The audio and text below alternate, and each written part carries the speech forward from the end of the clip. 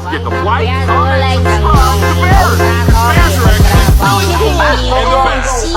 Let's go!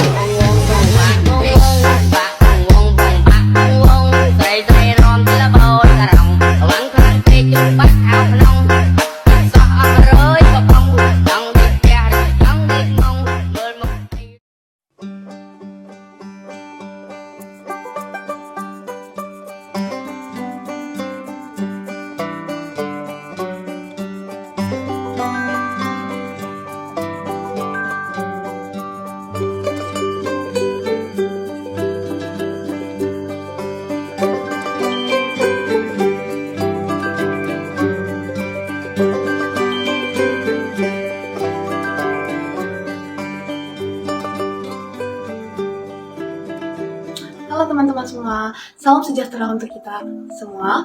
Tabikpun yang kami hormati dosen mata kuliah Pendidikan Bahasa Indonesia, Ibu Siska Meyrita, SPD MPD, serta teman-teman seperjuangan teknik elektro. Pada kesempatan kali ini, kami dari kelompok 5 akan menjelaskan sedikit mengenai karya tulis ilmiah. Pastinya teman-teman sudah pada tahu dong, apa itu karya tulis ilmiah, karena sudah dipelajari pada waktu SMA. Sebelum saya melanjutkan, perkenalkan nama saya Komang Novelia Dwi Ananda dengan NPM 22150316667 dari jurusan Teknik Elektro, kelas TEB. Saya di sini akan menjelaskan definisi karya tulis ilmiah. Karya ilmiah adalah suatu tulisan yang memuat kajian suatu masalah tertentu dalam menggunakan kaidah-kaidah keilmuan. Kaidah-kaidah keilmuan ini mencakup penggunaan metode ilmiah dan pemenuhan prinsip-prinsip keilmiahan seperti objektif, logis, sistematis, empiris, lugas, dan jelas. Karya ilmiah dapat dipilah menjadi dua, yaitu karya ilmiah yang berdasarkan pada hasil penelitian dan karya ilmiah yang ditulis dengan berdasarkan hasil pemikiran serius. Dua pemilihan tersebut masih menggunakan fakta nyata yang jelas dan terbukti. Karya ilmiah berisi fakta, di mana fakta tersebut selain dapat dibuktikan, kebenarannya juga dapat dijadikan sebagai dasar pembuatan simpulan. Contoh fakta yang bersifat ilmiah sebagai berikut. Setetes air terdiri atas molekul-molekul air, yang tiap molekul terdiri atas 2 atom hidrogen dan 1 atom oksigen.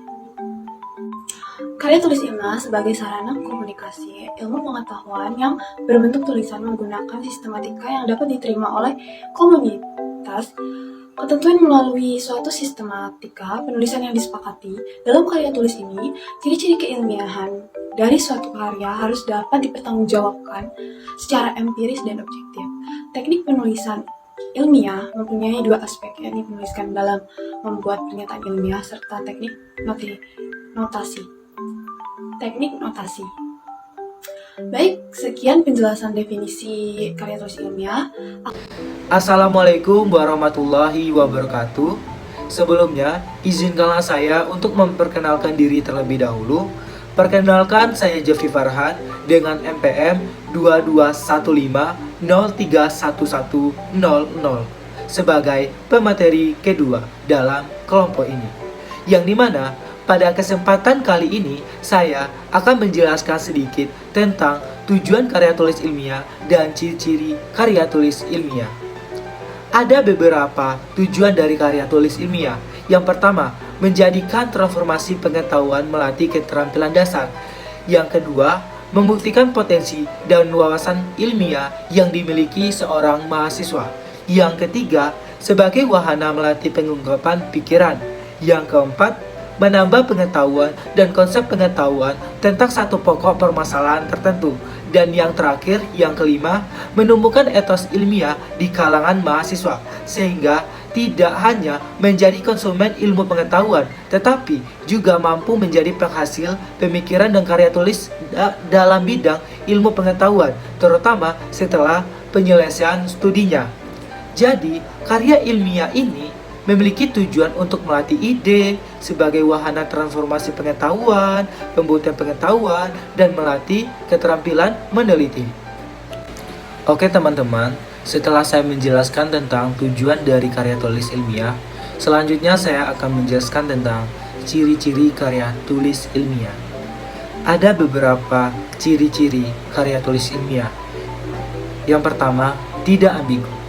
Ambigu memiliki makna ganda atau membingungkan, di mana karya tulis ilmiah yang dibuat hendaknya memiliki pembahasan mendetail.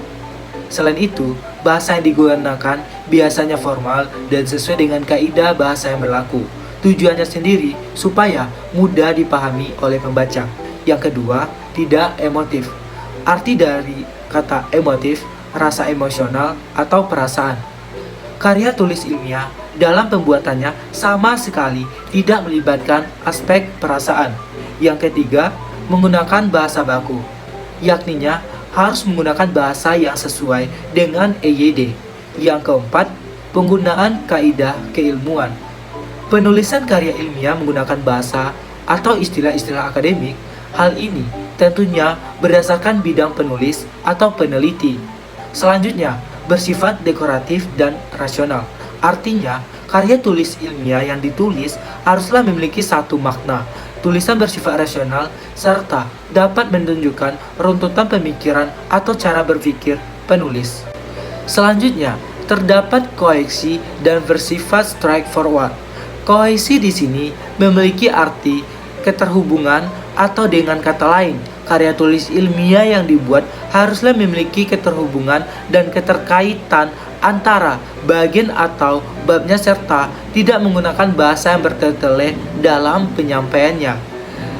Yang selanjutnya, menggunakan kalimat efektif. Ciri selanjutnya dari karya ilmiah ialah menggunakan kalimat efektif. Seperti yang pernah disinggung pada ciri karya ilmiah sebelumnya, efektif ialah tidak bertele-tele, bukan hanya dalam penyampaian, akan tetapi dari sisi penulisannya. Dan yang terakhir adalah sistematis. Karya ilmiah haruslah didukung dengan fakta dan data, sehingga hasil penelitian tersebut dapat dijadikan sebagai acuan dalam keilmuan. Sekianlah yang dapat saya sampaikan. Baik, di sini saya akan menjelaskan beberapa fungsi karya tulis ilmiah. Pertama, fungsi pendidikan. Fungsi pendidikan yaitu untuk memberikan pengalaman yang berharga sehingga penulis mampu menulis, berpikir, dan mempertanggungjawabkan tulisannya secara ilmiah. Lalu, kedua, fungsi penelitian. Fungsi penelitian yaitu sebagai sarana bagi penulis guna menerapkan prosedur ilmiah dan mempraktikkannya dalam usaha mengembangkan ilmu pengetahuan. Lalu ketiga, fungsi fungsional. Fungsi fungsional yaitu sebagai alat pengembangan ilmu pengetahuan, tambahan bahan pustaka, dan kepentingan praktisi di lapangan dalam suatu disiplin ilmu tertentu. Keempat, menyelesaikan tugas pada penelitian, dan yang kelima, menyampaikan pandangan baru kepada orang lain. Baik, di sini saya akan menjelaskan mengenai perbedaan KTI biasa dan KTI populer. Ada dua, yaitu karya tulis ilmiah murni dan karya tulis ilmiah populer. Karya tulis ilmiah murni, contohnya makalah, skripsi, dan tesis. Lalu, karya tulis ilmiah populer, ada koran, majalah, dan tabloid. Sekian presentasi dari kelompok kami ucapkan terima kasih. Semoga yang kami jelaskan dapat membantu teman-teman semua. Bye-bye.